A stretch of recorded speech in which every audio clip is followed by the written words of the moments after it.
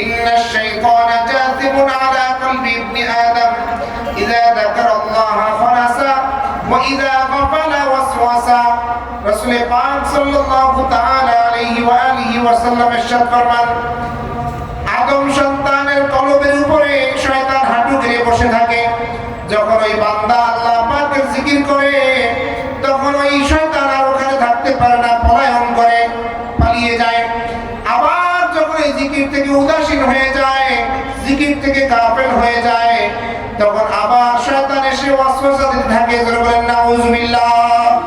এইজন্য সব সময় জিকিরের সাথে থাকা আল্লাহ পাক রব্বুল আলামিন খুবই পছন্দ করেন। যারা বলেন সুবহানাল্লাহ।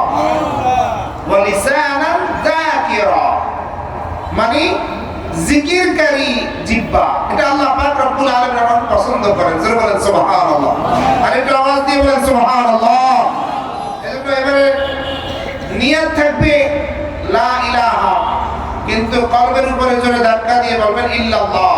এটাকে বলা হয় ইসবাতে মুজাররাদ। ইসবাত মানে প্রমাণ করা, মুজাররাদ মানে এককভাবে। অনেকে বলে শুধুমাত্র ইল্লাল্লাহ জিকির নাই, আর ওইটা আরবি ভালো মতো বোঝে না, কারণ এটাকে বলা হয় ইসবাতে মুজাররাদ।